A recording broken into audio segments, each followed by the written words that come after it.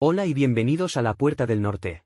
Hay un fenómeno artístico al que llevaba dándole vueltas durante mucho tiempo, pero cada vez que intentaba investigar sobre el tema me encontraba con un muro de piedra, ya que me resultaba muy complicado conceptualizarlo, y por lo tanto tenía que ingeniármelas para encontrar una manera de expresarlo de forma descriptiva, a falta de un término oficial por el que referirme al fenómeno en cuestión. Pero para hablar de ello y que podamos analizarlo en detalle, primero tengo que explicaros de qué estamos hablando. Bien, aquí empieza el problema, ya que, como decía, explicároslo a vosotros va a ser casi tan complicado como al algoritmo de búsqueda de Google, pero intentémoslo con un ejemplo. Me gustaría que observarais las siguientes imágenes, y que penséis acerca de lo que tienen en común. Por supuesto hay cosas evidentes, como que todas ellas muestran espacios interiores que pertenecen a universos de ficción del género de la fantasía. Pero es probable que hayáis notado algo más desde la primera imagen, algo para lo que no encontráis un término apropiado o una categoría en la que clasificarlo, y sin embargo es común a todas estas imágenes, y no a muchas otras que podría mostraros de otras obras de ficción, o incluso de las mismas a las que éstas pertenecen. Es posible que a los más avispados os haya venido una palabra a la cabeza, desorden, y la verdad es que no vais desencaminados. Sin embargo, voy a poneros otra serie de imágenes que también muestran un elevado grado de desorden en espacios interiores. Me atrevería a afirmar que seguramente no clasificaríais estas imágenes en el mismo grupo que las anteriores. Si queréis saber mi punto de vista, yo diría que lo que mejor describe al primer grupo es que son espacios donde, a pesar del desorden de los elementos que los componen, hay una cierta belleza estética que hace que dichos espacios nos resulten acogedores. Este es el fenómeno que llevaba tanto tiempo intentando conceptualizar con el objetivo de poder investigar más sobre ello y su utilización en el ámbito artístico. Sin embargo, podéis imaginaros mi frustración cuando, cada vez que intentaba buscar información al respecto, los resultados que Google me devolvía eran estos. Y es que aquí radica parte de la problemática. Al no existir un término concreto que describa este fenómeno, me veía obligado a utilizar descripciones como la que usé anteriormente, lo que inevitablemente llevaba a Google a mostrarme resultados con interiorismo, o webs de recopilación de imágenes como Pinterest. Incluso intenté buscar artículos académicos que pudieran estar relacionados con este fenómeno, y aunque algunos de ellos me resultaron muy interesantes, jamás encontré nada que satisfaciese mi curiosidad. Así que, un buen día opté por la opción más razonable: preguntarle a ChatGPT. Como ChatGPT está entrenado para imitar los procesos de interpretación de información de los humanos, podía explayarme más a la hora de describir aquello sobre lo que quería investigar, prescindiendo por tanto del tedio de tener que elegir palabras clave y evitar otras que pudiesen llevar a resultados indeseados, y simplemente explicar, de manera muy clarita, qué es lo que estaba buscando. Este fue el texto que introduje, como veis, la educación siempre por delante. Y esta fue la respuesta que me dio. Mirad, mi experiencia con ChatGPT es como poco agridulce, a veces te devuelve respuestas que parecen copypastes de la Wikipedia sin más, o incluso te da información completamente falsa sobre determinados asuntos, pero a veces, las respuestas de ChatGPT simplemente superan tus expectativas. En este caso, no solo entendió a la perfección el fenómeno que le describía, sino que planteó una posible teoría de los elementos que lo sustentaban, y por qué podrían generar este sentimiento en los consumidores de estas manifestaciones artísticas. Además, me dejó claro que no existía un término oficial para este fenómeno, aunque sí sugirió corrientes artísticas y estéticas que podrían estar relacionadas con este. Ninguna de estas corrientes se ajusta a nuestro sujeto de análisis, pero sí hubo un término que me pareció bastante acertado como aproximación a la descripción del fenómeno. Ese término es bohemio. Analicemos esto.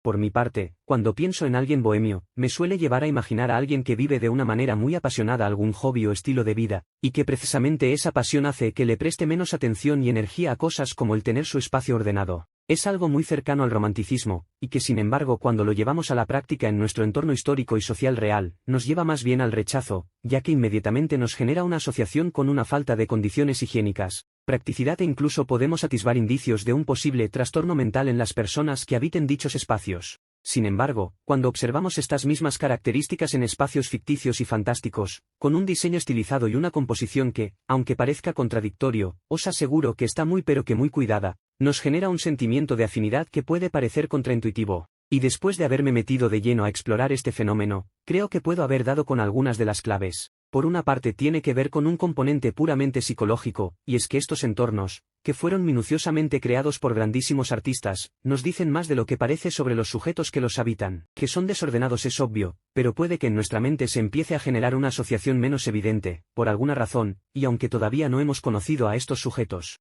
ya nos caen bien, nos generan cierta simpatía. Si nos preguntamos la razón, puede que tenga que ver con esa pasión de la que hablábamos antes, y es que si nos fijamos, en todas estas imágenes siempre suelen aparecer ciertos elementos que, quizá no reparemos en ello conscientemente, pero sí quedan registrados en nuestro subconsciente. Estos objetos no han sido colocados ahí al azar, sino que nos comunican cierta información que atañe a lo que estas personas le dedican su tiempo, y dado que nuestro razonamiento, inquisitivo por naturaleza, no puede evitar preguntarse, ¿a qué le dedicarán su tiempo estos individuos que son incapaces de dedicar un día a tener su vivienda en condiciones? La respuesta nos es dada de manera visual y sutil. Esto hace clic en nuestra cabeza sin que nos percatemos de ello, y es que de alguna manera, y sin palabras, lo hemos entendido, esta persona vive tan absorta con esta, u otra actividad que muestra una absoluta despreocupación por todo lo demás, y eso, nos genera simpatía. Es probable que esto ocurra debido a esa parte romántica que todos tenemos dentro. Como decíamos, en nuestro entorno real, aséptico y aburrido, todo esto no tendría sentido, estos espacios no parecen saludables, ni prácticos, incluso parecen peligrosos, pero en un entorno ficticio, en un universo de fantasía donde todo está estilizado e idealizado, todas estas consideraciones se esfuman, y lo que queda, es esa empatía que sentimos de manera natural hacia personas que viven absortas en sus pasiones e intereses. Pero puede que os preguntéis, ¿qué tiene esto que ver con los ejemplos que discutíamos antes? Pues bien, resulta que si reflexionamos sobre ello, nos daremos cuenta de que los habitantes de todos estos espacios podrían ajustarse bastante bien a estas características. Pero hablaba antes de más de una clave para entender este fenómeno. Ya hemos discutido el factor psicológico, pero, centrémonos ahora en el estético. Y es que ya he mencionado anteriormente mi certeza de que estos espacios, a pesar de que su característica sea el caos y el desorden, en realidad han sido cuidadosamente diseñados por artistas profesionales que sabían perfectamente lo que hacían. Vamos a pasar por alto la más que evidente calidad artística a la hora de emplear los materiales y recursos con los que estos espacios fueron diseñados, y que van desde la utilización de técnicas de ilustración tradicional,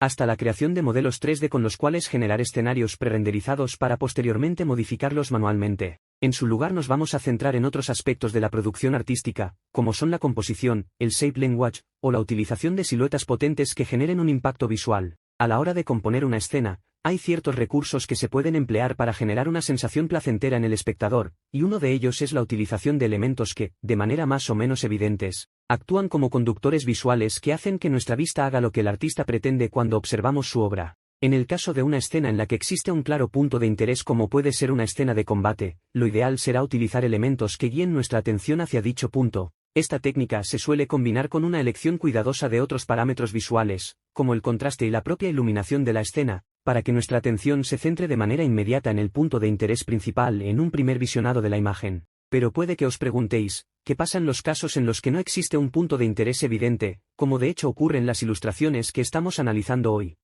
Pues bien, la clave está en el flujo. Lo que interesa de estas imágenes no es que nos centremos en un elemento específico, sino precisamente lo contrario, que nuestra vista se pasee por la escena observando los distintos elementos, permitiéndonos en un solo vistazo generar una serie de apreciaciones sobre el entorno que estamos visualizando. Por eso, un buen artista se cuidará de colocar elementos que faciliten este flujo de un punto a otro de manera natural. Este flujo también está asociado con otro concepto, la estética de lo orgánico. Cuando observamos la naturaleza, al igual que ocurre en estos espacios, todo está desordenado, y sin embargo, no importa a dónde miremos, todo nos parece bello. Y es que aunque la naturaleza parezca obedecer al más puro caos, nada parece aleatorio sino que todo nos parece que está exactamente donde tiene que estar. Además, es poco común encontrar líneas rectas en la naturaleza, y mucho menos paralelas o perpendiculares. De esta manera, los espacios naturales aplican el mismo principio de composición artística que describíamos antes. En la naturaleza todo fluye y en estos espacios, también. De hecho, casualmente las compañías detrás de la producción de las obras que estamos analizando son grandes referentes en lo que respecta a la utilización de un estilo visual orgánico. Incluso en situaciones en las que sí se utilizan líneas rectas, se recurre a tretas como jugar con la perspectiva para transformarlas en curvas, o bien se rompen o camuflan dichas líneas, con elementos que se superponen a estas desde el ángulo desde el que nosotros las visualizaríamos. Es decir, el desorden lleva a una mayor sensación de flujo y organicidad, incluso en los casos en los que un elemento dado no actúa necesariamente como una línea dinámica, sino simplemente por estar ahí, ocultando una parte del dibujo que resultaría aburrida o poco estimulante. Si nos paramos a analizarlo, esta manera de organizar los elementos desde luego resultaría menos práctica. Pero, como ya hemos visto a lo largo de todo este vídeo, cuando se trata de arte visual y narrativo, la funcionalidad queda muchas veces en segundo plano, y es la recompensa visual que obtenemos la que se lleva el gato al agua. Antes de concluir, me gustaría hacer mención a que aunque existan corrientes estéticas parecidas al fenómeno de los espacios bohemios que hemos discutido hoy, considero que ninguna de ellas se aplica adecuadamente al concepto que quería analizar. Un ejemplo sería el boho chic, que en decoración suele referirse a la utilización de elementos que evocan una sensación natural, y que se enfoca en enfatizar la personalidad e individualidad por encima de lo estrictamente funcional, pero que en la práctica consiste en espacios donde la higiene y el orden se adscriben a estándares modernos, y ciertamente no encontraremos calcetines dentro de ollas ni velas encendidas sobre libros. Por otra parte, nuestro objeto de estudio tampoco se ajustaba al llamado cluttercore, que se refiere a espacios donde hay una sobresaturación de elementos de todo tipo sacrificándose en gran medida la funcionalidad, pero que no se acercan a generar la sensación acogedora de los ejemplos que hemos visto hoy. Un ejemplo de esta corriente decorativa en la animación lo encontramos en la habitación de Howl en el castillo ambulante.